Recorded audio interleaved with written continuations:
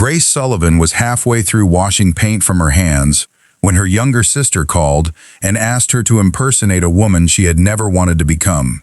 Emily's car had overheated on Interstate 90, the tow truck was 90 minutes away, and a family friend had arranged a blind date with a man whose patience, according to Emily, had already been tested twice by canceled meetings. Grace's assignment sounded simple enough. Enter the restaurant, explain the breakdown, apologize on Emily's behalf, and leave before the water glass reached the table. What Emily failed to mention until Grace was already changing clothes was that the reservation had been made under Grace's first name because their mutual friend had confused the sisters while arranging the introduction. By the time Grace understood that the man might genuinely believe he was meeting her, Emily's phone signal vanished, leaving one unanswered question that followed Grace downtown. Why had a stranger insisted on a private table after learning almost nothing about the woman he expected to meet? The restaurant occupied the top floor of a restored hotel overlooking the Chicago River, where crystal light spilled across marble floors, and every employee moved with the careful discipline of people accustomed to important guests. Grace entered wearing a midnight blue dress she had bought for a teacher's award ceremony, not because she wanted to impress anyone, but because she refused to arrive looking apologetic for taking up space. She had spent years watching strangers make decisions about her body before hearing her voice, and she had learned that confidence did not prevent judgment. It merely stopped judgment from becoming permission. At the hostess stand, she gave the reservation name, expecting confusion, yet the woman's expression softened with immediate recognition. "Mr. Romano has been waiting," she said, then glanced toward a private corner as though confirming something only the staff understood. Before Grace could explain that she intended to remain 10 minutes, the hostess was already guiding her through the dining room. The man who rose from the corner table was taller than Grace expected, broad-shouldered without appearing theatrical, and dressed in a navy suit whose simplicity probably cost more than her monthly rent. His gray eyes studied her without the brief downward flicker she had learned to recognize in men who were disappointed by her size, and that absence unsettled her more than open rudeness would have. "Grace?" he asked, offering his hand with a calmness that made the surrounding room feel unnecessarily nervous. She answered truthfully, although the truth was already incomplete. He introduced himself as Adrian, pulled out her chair, and remarked that she was 3 minutes late, which still qualified as punctual in Chicago. The dry humor caught her off guard, and her prepared apology dissolved into an involuntary laugh. Grace intended to correct the misunderstanding immediately, but Adrian asked whether Emily's car trouble had been resolved before she could begin. The question stunned her because she had never mentioned a car, and Adrian noticed the reaction she failed to hide. "Our mutual friend called," he explained. "She said there might be a delay, though she was not especially clear about who was delayed." Grace felt the first sharp tug of suspicion, yet his tone carried no accusation. She told him her sister was safe, carefully avoiding the larger truth, then reached for the menu while deciding that she would explain after ordering water. That promise lasted less than 2 minutes. A server approached, greeted Adrian by name, and asked Grace whether the chef should avoid walnuts, as though her allergy had been discussed in advance. Grace stared at him, because Emily loved walnuts, and Grace had never told the matchmaker about the allergy. Adrian's expression changed for the first time, not with guilt, but concern. "That information came from the notes I received," he said quietly. "Did someone make a mistake?" Grace looked toward the server, who had become visibly pale, then toward 3 men near the bar, who had stopped speaking when Adrian raised his eyes. Every instinct told her to leave, yet the mystery had shifted beyond a mistaken blind date. Someone had supplied Adrian with details about Grace, while arranging a meeting supposedly intended for Emily. "I think," Grace said carefully, "we should both admit that neither of us knows why I am sitting here." Adrian closed his menu and placed it flat on the table, his attention sharpening without becoming hostile. "I was beginning to reach the same conclusion." He asked the server to give them privacy, and the young man disappeared so quickly that Grace nearly laughed from nerves. Adrian then removed a cream-colored envelope from inside his jacket and placed it between them. The front displayed her full name in precise black lettering, followed by the address of the Community Arts Center where she taught every Saturday. Grace did not touch it. She had expected embarrassment, perhaps an awkward dinner, and a story her sister would repeat for years, but the envelope transformed inconvenience into something intimate and wrong. Adrian told her it had arrived at his office that morning with a note claiming Grace had specifically requested the meeting and did not want her sister involved. "I never sent that," Grace whispered. "I believe you," he replied, and the certainty in his voice frightened her more than doubt would have. Grace finally told him everything. Emily had been the intended date, the car had broken down, and Grace had come only to apologize. Adrian listened without interruption, then admitted the matchmaker had described a corporate attorney who sailed on weekends, while the envelope described an art teacher who avoided public attention and cared for a widowed father in Oak Park. Grace's discomfort turned cold when he mentioned her father, because that information belonged to almost no one outside the family. Adrian did not open the envelope. Instead, he slid it across the table and told her she could leave with it, call the police, or remain long enough for both of them to discover who had arranged a meeting neither had requested. Grace looked at the exit, then at the black sedan visible through the window below, where a driver stood beside the curb watching the hotel entrance. She should have walked away, yet Adrian had given her the choice before asking for trust, and that distinction mattered. She placed one hand over the envelope without opening it. 10 minutes, she said. Then I decide whether this evening becomes dinner or evidence. Adrian nodded once, while somewhere behind them, a man at the bar quietly reached for his phone. The man near the bar left before Grace could study his face, but Adrian noticed the movement and sent a brief message without looking away from her. He explained that the hotel's security director would preserve the dining room footage, not because he intended to frighten her, but because people often destroyed useful evidence once they realized someone had recognized them. Grace disliked how naturally he spoke about disappearing evidence, although she disliked even more that his precaution made sense. She opened the envelope with a butter knife and found 3 items inside: a photocopy of her driver's license, a printed schedule from the arts center, and a photograph taken from across the street while she locked the building after an evening class. Beneath the photograph, one handwritten sentence appeared in blue ink. "She is the only person who will tell you the truth." Grace's first reaction was not fear but anger, sharp and clarifying, because someone had converted ordinary pieces of her life into leverage without permission. Adrian asked whether she recognized the handwriting, and she said she did not, though the shape of the capital S stirred a memory she could not place. He offered to have his security team drive her home, but she refused, unwilling to surrender control of the evening to strangers, merely because another stranger had violated her privacy. "Then we proceed your way," he said, surprising her again by accepting the boundary without negotiation. She asked what truth anyone might expect her to tell him, and Adrian's pause revealed that his own life contained an answer he had not yet decided to share. Dinner arrived, despite neither of them remembering that they had ordered, and the practical interruption gave Grace enough time to observe him more carefully. Adrian thanked the server by name, asked whether the young man's mother had recovered from surgery, and waited for a genuine answer instead of treating concern like performance. Yet when a manager approached to whisper about an urgent call, Adrian dismissed the interruption with a glance so controlled that the manager retreated immediately. The contradiction fascinated Grace. Kindness seemed to be his instinct, authority his armor. She recognized the pattern because she had built a different version of it herself. Adrian eventually explained that his family owned Romano Freight and Logistics, a private transportation company operating throughout the Midwest. His grandfather had started with 2 delivery trucks, while his father expanded the business into ports, warehouses, and government contracts, collecting influence as quickly as he collected enemies. Newspapers had spent decades linking the Romano name to organized crime, labor intimidation, and political favors, although Adrian had never been charged with a crime. "That is the public version," he said. The private version is more complicated, which does not mean the public version is entirely false.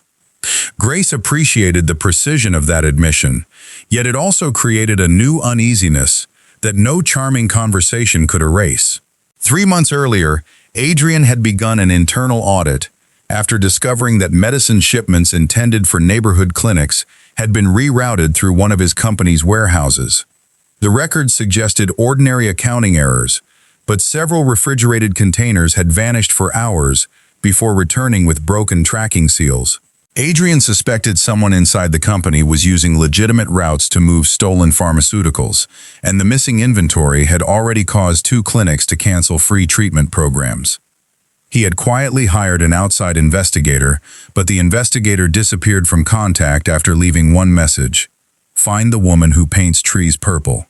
Grace stopped breathing for a moment, because she often told her students that trees could be purple if the feeling behind them was honest, a phrase she had repeated during a public fundraiser 6 months earlier. "That fundraiser was sponsored by your foundation," she said. Adrian nodded. "I attended from the back of the room." Grace remembered the evening vaguely, especially a quiet man speaking with the center's director after the children presented their paintings. She had not connected him with the name printed on the donation letter, because the foundation avoided photographs in public ceremonies. Adrian said the missing investigator had requested archived footage from that fundraiser shortly before disappearing, which suggested someone present had been connected to the warehouse scheme. The envelope might have been a warning, an invitation, or an attempt to place Grace near Adrian before damaging information became public.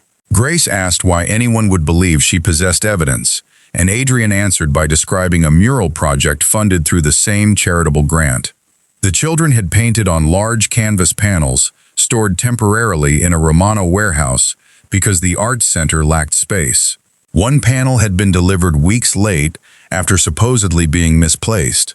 Grace remembered the incident because a student named Luis had hidden his late father's brass key inside the wooden frame for luck, and when the canvas returned, the key was gone. At the time, Grace assumed it had fallen during transport. Adrian now believed the frame might have been opened by someone searching for an object concealed inside. The handwriting on the envelope finally became familiar. Grace retrieved her phone and found a photograph of a thank you card written by Marcus Hale, the foundation coordinator who had managed the mural shipment. The capital S curved in the same peculiar way. Marcus had stopped answering messages 2 weeks earlier, and the art center director believed he had accepted another job. Adrian's face hardened when Grace showed him the comparison, because Marcus had also been the last person to meet the missing investigator. A hotel security officer approached discreetly and handed Adrian a still image from the dining room camera. The man who had left the bar was not Marcus, but Grace recognized him as Daniel Pierce, the family friend who had introduced Emily to Adrian. Daniel had attended the fundraiser, coordinated the blind date, and called Emily repeatedly after learning Grace had gone in her place. Grace immediately called her sister, but the line went straight to voicemail. A second attempt produced the same result, followed by a text message from Emily's number that contained only 6 words: "Do not go home tonight, Grace." Adrian stood before she finished reading, all remaining warmth replaced by controlled urgency. Did Emily send that? Grace stared at the message, noticing that her sister had used her full name instead of the nickname she always used between them. "No," she said, already reaching for her coat. "But whoever has her phone wants us to think she did." Adrian did not try to stop Grace from leaving, yet he insisted that panic would turn her into exactly what the sender wanted: predictable. He asked her to call Emily's building manager, while his security chief traced the last authorized use of the phone through a family location account Grace reluctantly accessed. Emily's car had never reached the repair shop she named, and the towing company had no record of collecting it. The supposed breakdown had been manufactured through a call from a blocked number, which Emily had believed because the caller knew the model, license plate, and service history of her car. Someone had not abducted Emily randomly. Someone had studied both sisters long enough to direct Grace into Adrian's path and move Emily somewhere else. Grace's fear sharpened into guilt because she had ignored Emily's first messages during dinner, yet Adrian refused to let her convert manipulation into personal blame. "You did what reasonable people do," he told her as they entered a private elevator. "You trusted information that had been designed to appear ordinary." His wording carried the tired authority of someone who understood engineered trust, and Grace wondered how often his own family had used the same method. The question remained unspoken as the elevator descended to a secured underground level where two vehicles waited, along with a woman in a dark coat who introduced herself as Maya Chen, Adrian's head of corporate security. Maya had already located Emily's car abandoned near a closed service station in Schaumburg, 27 miles from the restaurant. Traffic cameras showed Emily entering a black sedan voluntarily after speaking with Daniel beside the disabled vehicle. There was no visible struggle, which meant he had offered an explanation convincing enough to make her feel safe. 15 minutes later, the sedan entered a Romano warehouse district near the river and disappeared between cameras that had inexplicably stopped recording. Adrian recognized the property immediately. Warehouse 14 was the same facility where the clinic shipments and children's mural had been stored. Grace expected him to summon police, but Adrian explained that the warehouse's security system had been compromised by someone with executive access. A public response might warn the person responsible before they found Emily, while a discreet call to a trusted detective would bring help without broadcasting their route. Grace challenged the phrase "trusted detective," asking whether it meant honest or loyal to his family. Adrian accepted the accusation without defensiveness. "Tonight," he said, "you should question every word I use, especially the comfortable ones." He then called Detective Lena Alvarez. He gave her the complete address and ordered Maya to share all company records without restrictions. During the drive, Grace examined the image of Daniel from the restaurant and remembered that he had volunteered at the Arts Center twice during the mural project. He had presented himself as a donor relations consultant, charming parents, carrying supplies, and asking questions about which children had relatives working in shipping. Grace had interpreted his attention as professional enthusiasm, but one detail now returned with painful clarity. Daniel had asked Luis whether his father had left him anything valuable after dying in a warehouse accident. Luis had proudly mentioned the brass key, believing it opened an old locker his father once used. The key had not been sentimental to Daniel. It had been access. Adrian confirmed that Luis's father, Tomas Reyes, had supervised temperature-controlled shipments at Warehouse 14 before dying in what company reports described as a loading platform fall. Tomas had raised safety concerns 2 weeks earlier, claiming sealed containers were being reopened after inspection. Adrian had never seen the complaint because Daniel, then serving as internal compliance director, had classified it as resolved.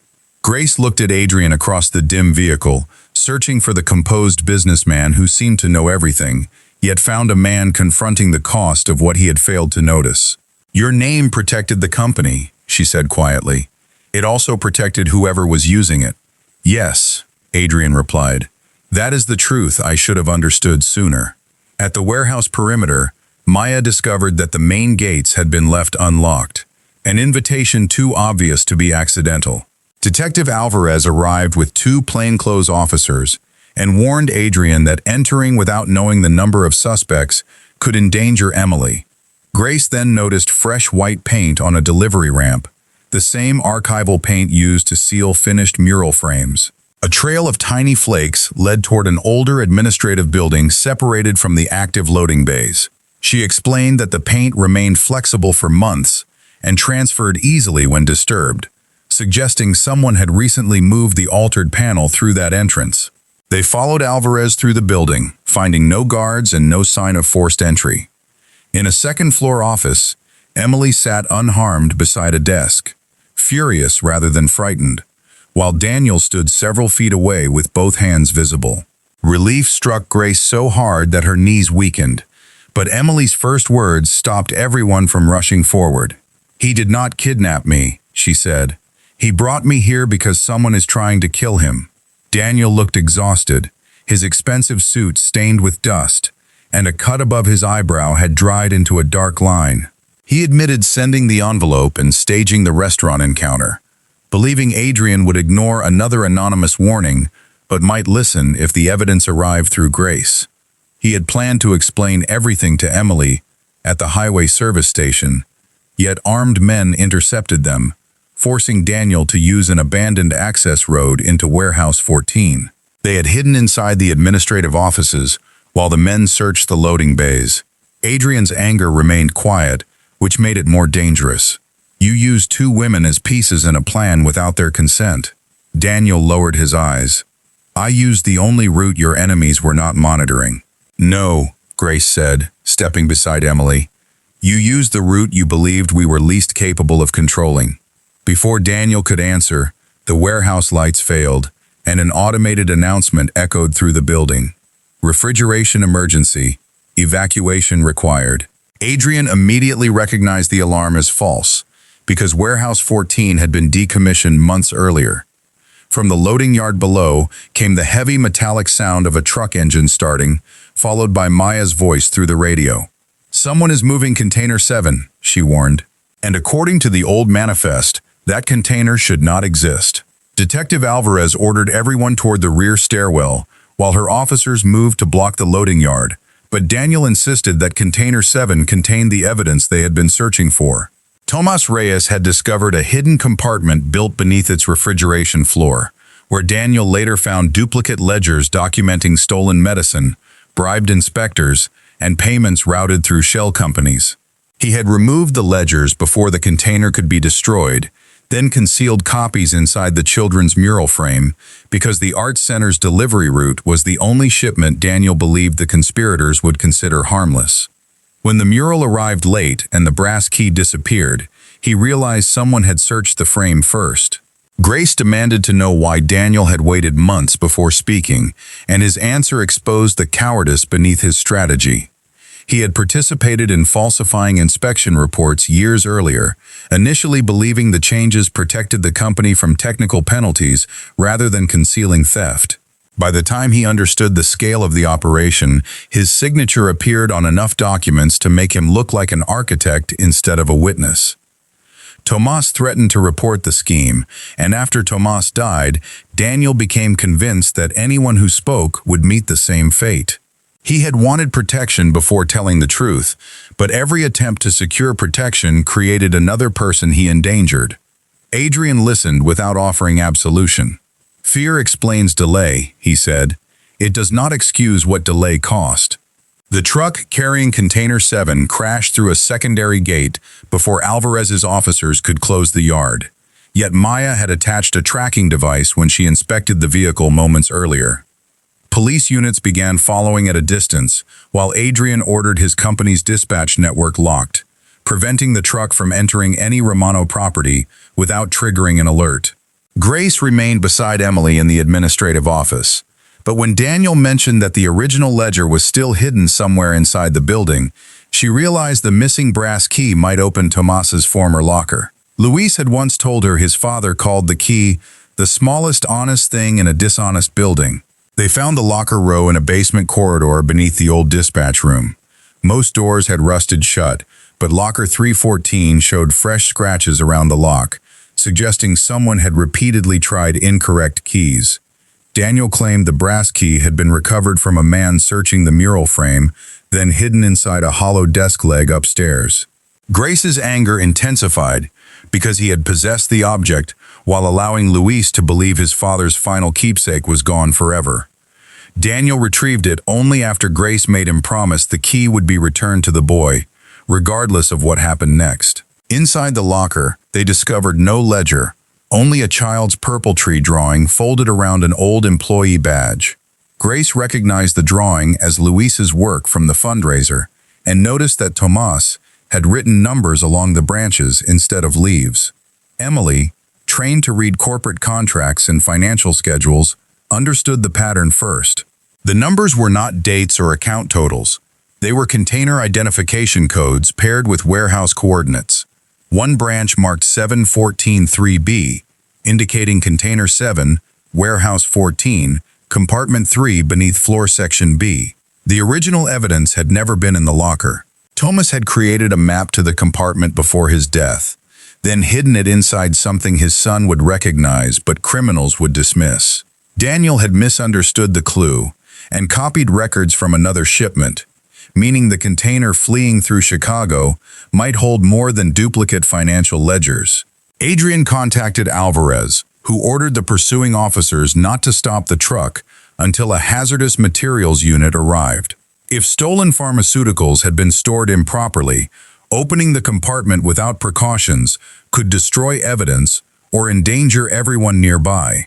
While police followed the truck, Maya traced the false refrigeration alarm to a remote login belonging to Adrian's uncle, Vincent Romano, chairman of the company board and the man who had mentored Adrian after his father's death. Adrian said nothing for several seconds, yet Grace understood the betrayal from the way his hand tightened around the phone. Vincent had defended him during public scandals, introduced him to investors, and repeatedly warned him that aggressive internal audits would damage the family name. He had not been protecting Adrian from enemies. He had been protecting the operation from Adrian. Daniel confessed that Vincent controlled the shell companies and had ordered the inspection changes, but Adrian demanded documentation rather than accusation. The distinction mattered because righteous anger without proof would only reproduce the methods that had shielded the conspiracy for years. Maya found Vincent's private aircraft scheduled to depart from Gary, Indiana, within 40 minutes, while Alvarez confirmed that the truck transporting Container 7 had changed course toward the same airport. Grace saw the plan before anyone said it aloud. Vincent intended to move the container onto a cargo aircraft, leave the country, and destroy the paper trail once the evidence reached foreign jurisdiction. Adrian could have called contacts, closed roads, or used the private influence everyone assumed he possessed, but he instead authorized Alvarez to access the company's entire logistics system through a recorded legal consent. Every hidden route, driver record, payment history, and executive credential became available to investigators in real time. That information could destroy Romano Freight, Daniel warned. Adrian looked at the purple tree drawing in Grace's hands. Then the company will survive honestly, or it will not deserve to survive. Police blocked the airport service entrance before the truck arrived, forcing the driver to abandon the vehicle near an industrial rail yard. Vincent was not inside, but security footage showed him entering a maintenance hangar with a metal case. Alvarez ordered Adrian to remain behind the perimeter because Vincent might use their family relationship as leverage. Adrian agreed until Grace noticed the employee badge from Tomas's locker contained an obsolete access stripe matching the hangar's emergency doors. Vincent had chosen a building constructed by Romano Freight 20 years earlier, trusting that only family executives remembered its original security design. Tomas had remembered too. Grace handed the badge to Alvarez and pointed toward a service passage beneath the rail platform. "There is another entrance," she said, "and Vincent believes nobody honest knows it exists." The service passage ended behind the maintenance hangar, where Alvarez's officers entered without warning Vincent or giving him time to destroy the case. Grace and Emily remained outside with Maya, listening through the radio as commands echoed against metal walls, followed by several unbearable seconds of silence. Vincent surrendered without violence, not because remorse overcame him, but because the case contained financial records too valuable to abandon, and he still believed his name could negotiate a better ending. When officers led him into the open air, he looked at Adrian with injured disbelief, as though exposing family corruption were the betrayal rather than committing it. Vincent claimed he had protected the company during years when Adrian's father lacked the courage to make necessary decisions. He described stolen medicine as inventory recovery, bribed inspectors as relationship management, and Tomas's death as an unfortunate accident caused by a frightened employee acting without authorization. Adrian did not argue in public, nor did he offer the dramatic confrontation Vincent seemed prepared to perform. He asked only one question: "How many clinics closed while you called this protection?" Vincent had no answer, and the absence reduced decades of family mythology to something smaller and uglier than power. The hazardous materials team opened Container 7 before dawn. Beneath the refrigeration floor, they found Tomas's original ledger sealed in waterproof plastic, along with video recordings, temperature logs, and copies of internal messages connecting Vincent to diverted shipments across 4 states. One recording showed Tomas confronting a supervisor about missing medicine, while another captured Vincent ordering the supervisor to solve the employee problem before Adrian notices the numbers. The evidence did not prove Vincent had directly ordered Tomas's death, but it established conspiracy, obstruction, fraud, and an attempt to destroy records. For once, the truth required no whispered loyalty, private threat, or favor from the Romano name. Daniel was arrested for falsifying reports and obstructing the investigation, although Alvarez acknowledged his eventual cooperation and the risks he had taken to preserve evidence. Grace felt no satisfaction watching him enter a police vehicle, only the complicated relief of seeing accountability applied without pretending people were purely villains or heroes. Daniel had helped expose the scheme, but he had also manipulated Emily, violated Grace's privacy, and remained silent while families lost access to medicine. His fear deserved understanding. His choices still required consequences. As morning light reached the rail yard, Adrian asked a driver to take Emily home, then offered Grace the same protection. She refused gently because the night had placed them too close to danger and truth for polite distance to feel honest. They sat instead inside an empty airport cafe, where fluorescent lights replaced chandeliers and burnt coffee replaced carefully served espresso. Adrian looked exhausted, older than he had at dinner, and entirely unlike the composed man who had first risen to greet her. "My father suspected Vincent," he admitted after a long silence. "He left notes in a private journal, but I dismissed them as the resentment of a dying man who no longer trusted anyone." Grace asked why he had ignored the warning, and Adrian gave the first answer that revealed not discipline, but shame. Vincent had raised him after his mother died, attended school meetings, taught him to drive, and stood beside him during every public accusation against the family. Believing Vincent guilty would have required Adrian to accept that gratitude had become blindness. "I preferred the version of the truth that allowed me to remain loyal," he said. "Other people paid for that preference." Grace did not tell him he was blameless, because comfort built on dishonesty would have insulted everyone harmed. She told him that leadership was not proven by never being deceived, but by what a person sacrificed after discovering the deception. Adrian had opened his company to investigation, knowing the evidence might ruin him, yet sacrifice alone could not repair clinics, restore stolen years, or return Tomas to his son. The next decision mattered more than the dramatic one. Within 48 hours, Adrian announced an independent oversight board, suspended every executive connected to Vincent, and placed Romano Freight's medical division under court-monitored review. He created a restitution fund financed through the sale of family-owned luxury properties, not company wages, ensuring employees did not pay for executive crimes. He also met privately with Tomas's widow and Luis, returning the brass key without photographers, attorneys, or foundation representatives present. Grace attended only because Luis asked her to sit beside him. Luis held the key in his palm while Adrian explained that his father had protected thousands of people by preserving the evidence. The boy listened with solemn attention, then asked whether Adrian had known Tomas was in danger. Adrian answered truthfully that he had not understood soon enough. Luis considered the admission before placing the purple tree drawing on the table. "My dad said important men always want to look certain," he said. He trusted people who could admit when they were wrong. The sentence remained with Adrian long after the meeting ended. Weeks passed before Grace agreed to see him socially again. Adrian did not pressure her, send extravagant gifts, or use the crisis as proof that fate had chosen them. He called once to ask whether she was safe, then respected the distance she requested. Grace needed to know whether the connection between them belonged to genuine affection or merely the intensity of surviving a dangerous night. She also needed to confront Emily, whose willingness to follow Daniel had exposed a lifelong pattern of assuming Grace would quietly repair whatever became complicated. Their argument was painful because love did not erase resentment.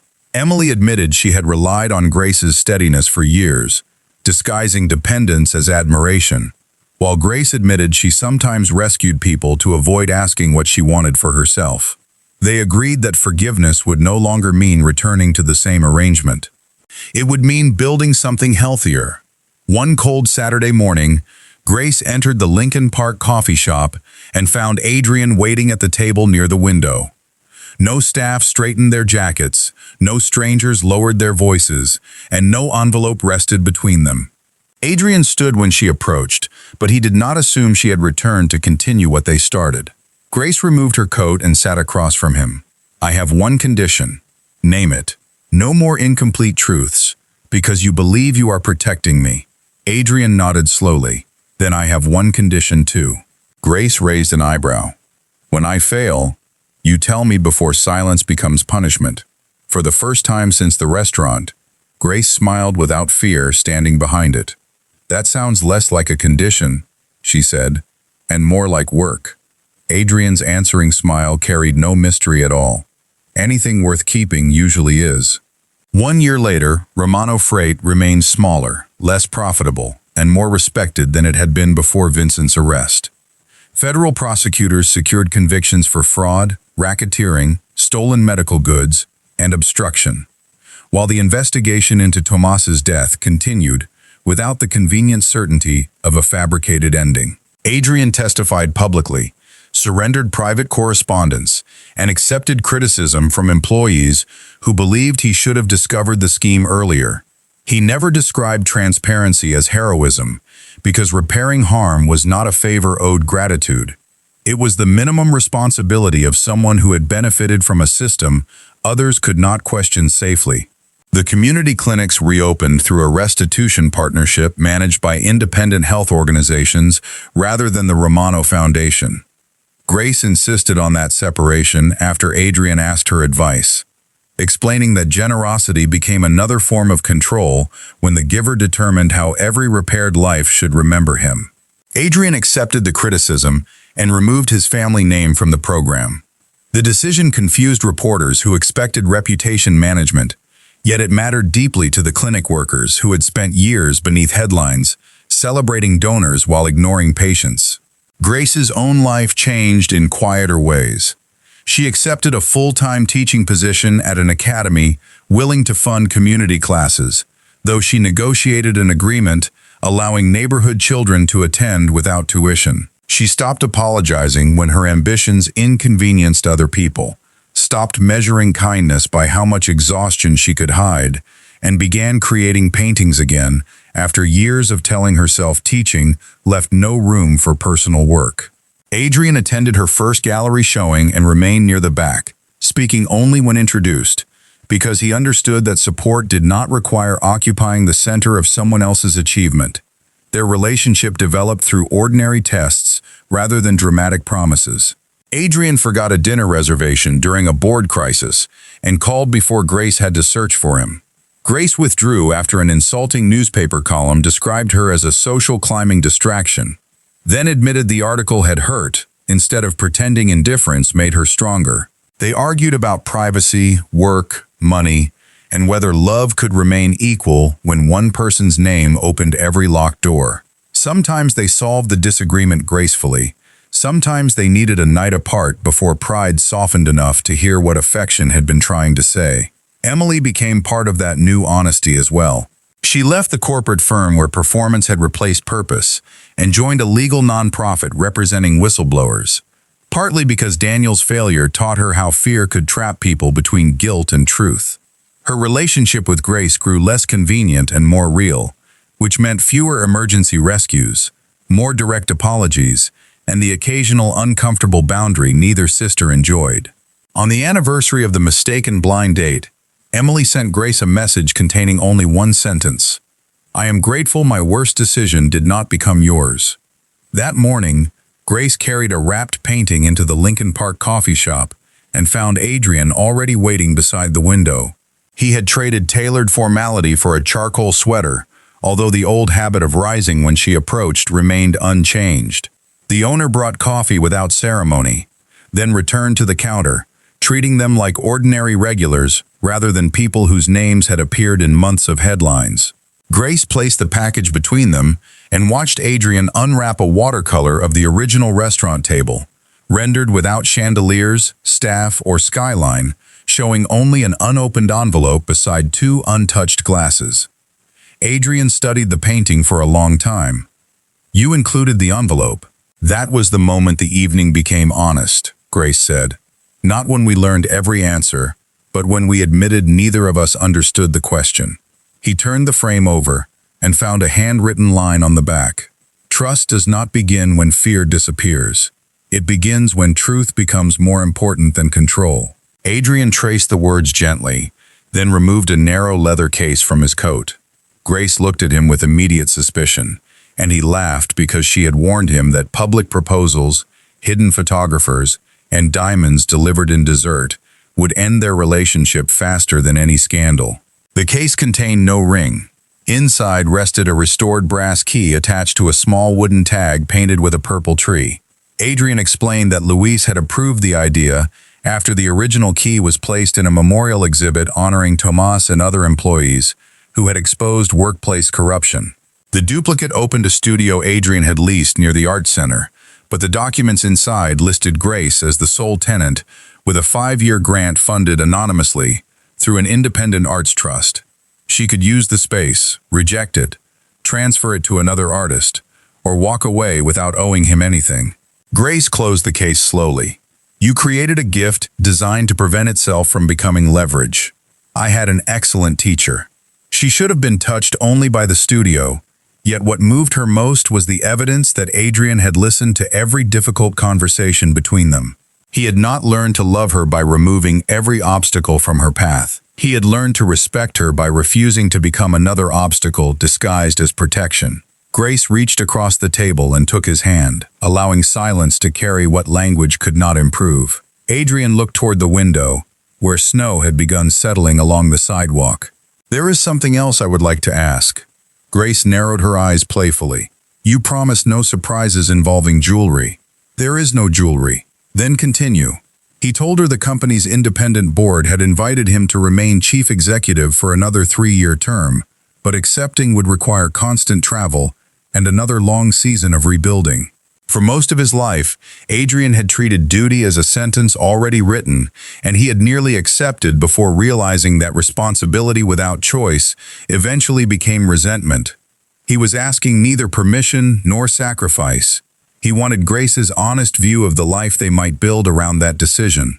Grace understood then that the most important question in their story was not whether a powerful man could love a woman others underestimated. It was whether two people shaped by different forms of judgment could stop performing strength long enough to choose one another freely.